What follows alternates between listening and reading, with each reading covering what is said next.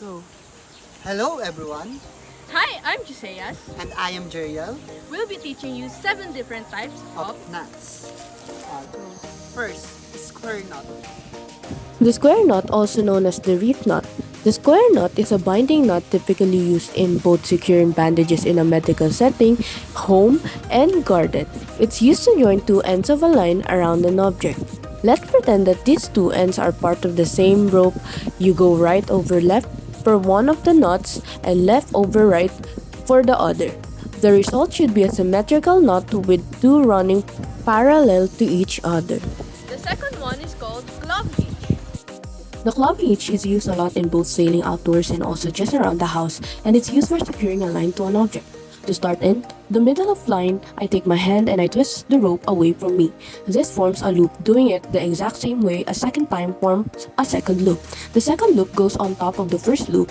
You'll notice that both of the ends are in the middle. The hitch is then placed over your object and be tightened to tie from the end. You bring the line all the way around the object below your working end. The loose end then goes above your working end around the object. Once more, the loose end is then passed underneath the overlapping line. A proper glove hitch will have no binding, no jamming, and everything will be parallel to each other. The third is sheet bend. The sheet bend is a joining knot used in both outdoor and also around the house. The primary use for this is to join two lines of different diameters and types. Start with one line and a bite. This will be the thicker diameter of the two. The smaller diameter line will go up through the bite. It is wrapped around and then tucked underneath itself for a more secure bend. You can turn this into a double sheet bend by simply bringing it through one more time. If done properly, both of these will look very clean and will be easy to undo when you need it to. The fourth one is bowline. The bowline is a loop knot primarily used in boating but also in the outdoors and around the house. The bowline is great for forming a fixed loop. At the end of the line, quickly first start by making an overhand loop. Towards the working end, the loose end is then brought through the bottom through the loop around the working end and then back through the top of the loop. To do this quickly, I swoop around the working end and rotate my wrist. This forms a loop. The line can be put around the working end, brought through the loop, and then tightened back up. With a little bit of practice, you can do this one-handed, and this is what it should look like when you are done. The fifth one, the figure 8 loop. 8 loop. This is used a lot in sailing in the outdoors and also during climbing, and is great for forming a fixed loop at the end of the line that's unlikely to slip. Starting with the bite, drape it over your hand and around your hand through the back and then fish the bite through the eyelid. Another way to do this is to bend the bite and twist it.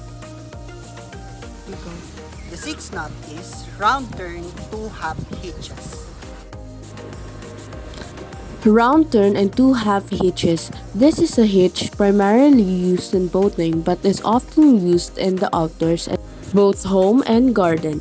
Its primary use to secure a line to an object.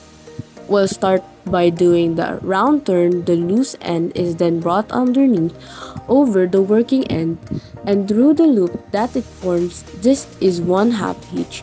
You need to do this again for the second half hitch.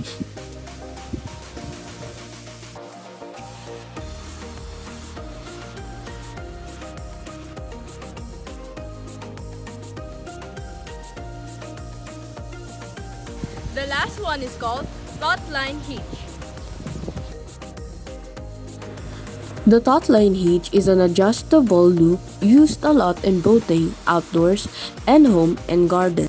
Its primary function is to adjust tension on the line fish, the non-working end, through whatever you're going to be attaching to form a loop. and do 2 passes on the inside of that loop. Go in the same direction, form another loop, and then pass it through. You know you've done this right when the loop goes one way and you're trailing and goes the other way. Loosing and tightening is easy as grabbing the knot and sliding it around.